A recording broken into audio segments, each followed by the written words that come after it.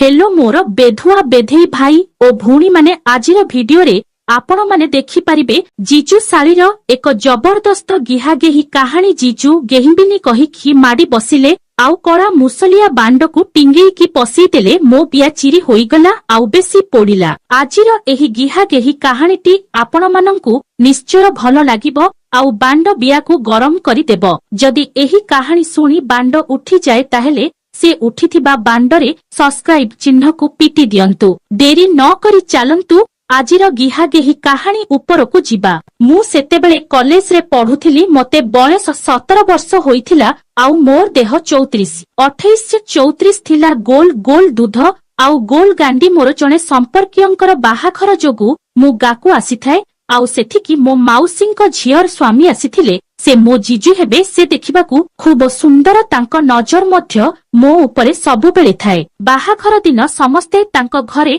व्यस्त थांती। रेडी हेई जिबाकू मु घरकू आसीथाए। घरे आसी मु बाहर कबाट बंद कली। घरे केही नथिबारु मु भीतर कबाट खोला करी कपड़ा पिंधुथिला बेले देखिली जीजू मोर कबाट पाखरे खिया हेई मोते एक लयरे देखुछंती। तांकु देखी मु चुनी नहीं मो दूध को घोड़े पकेली। ब्राटा हाथरू खसी पड़िला आउ दूध दुईटा चुनी रे पूरा बाहर को देखा जाउथिला। मोर सेठी प्रति ध्यान नथाए। मु हळबडी हेई पचारिली तमे बाहाघर को जाइन कि जीजू। से कहिले मो देह भल नथिबारु मु पळेई आसीथिली हेले एबे बहुत सतेज लागुछि। मु कहिली हु तापरे कपाट बंद करिबाकू आसिली। सेमिति चुनी रे मो दूध लुचि कि मु आसिली सेतेबेले से हठात मो दूध भुंडी रे हाथ मारी देई कहिले एबे आउ कोन लुचाउछ मु तो देखि देइछि। तांको हाथ बाजी मो देहरे सिहरण खेलिगला। मु तांको चाहि रहिली। से भीतर को आसी मो हाथ धरी खट उपरे बसैले आउ कहिले साली अधा घर बाली। एतिकी कहू कहू मो चुनी उपरु दूध भुंडी को चिमुडी देले। मु कहिली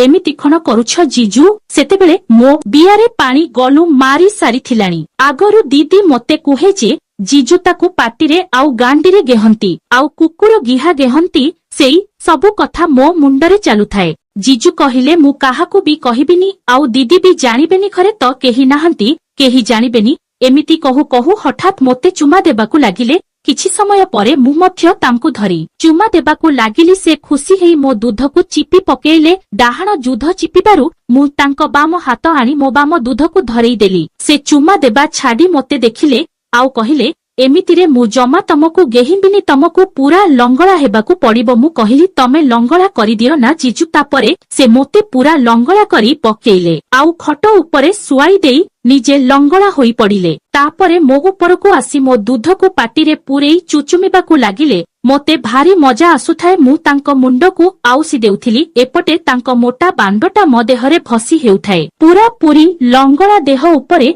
दूध चुसिले। बियार पानी बंद हो न थाए। मो आनंदरे उरो आ हेउथाए। से मो दूध खाइला परे उठी आसी बांडकू मो मुह उपरे रखी मो बिया रस पीबाकू लागिले। मो आनंदरे बांडकू पाटी भीतरकू नहीं चुसिबारे लागिली। किछि समय परे से उठी गले आउ कहिले बांड आजी शांति हेइगला मोर। तपरे से दूध मझिरे बांड फसी चालिले। मु दूधकू दुई हातरे धरी खसुथाए। मोर बिया आउ संभाली पारु न थाए। मु कहिली जीजू मते जल्दी केही दियो मु आउ संभाली पारुनी। से हसी हसी मो बियारे जीभ लगेई चाटिले आउ कहिले दगी हब कि। मु तो सेया खोजुथिली। एते मोटा आउ बड़ बांडकू देखी काहार बा इच्छा न हब कहून। मु सुना पिला भलिया डगी होई रहिली आउ जीजू बांडकू आनी मो बिया मुहरे फसी जोर रे भीतरकू पुरेई देले। आह आह करी मु चिल्लेई उठिली। मो पाटिरु चित्कार बंद हबु न थाए। जीजू मो पाटिरे हाथ देई कहिले किए सुनिबो टिकिए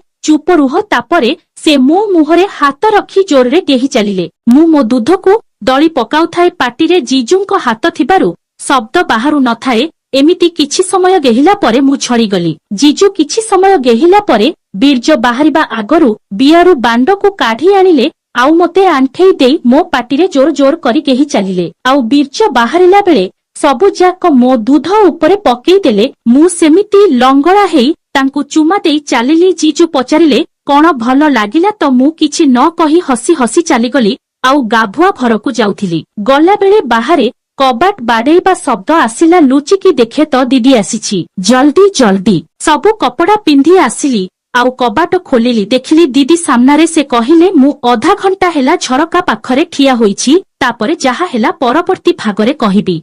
आशा करुछि आपणमानंकु एही गिहागेही भिडियोटी आपणंक बांड बियाकु लारेई देइथिबो। जदि एही भिडियो भल लागिला ताहेले भिडियो को लाइक करि दियंतु आउ निज निज बेधुआ बेधेई सांगमानंकु शेयर करि दियंतु। आगोकु एपरि नुआ गिहागेही भिडियो देखिबा पई आमु चैनल को सब्सक्राइब करि दियंतु।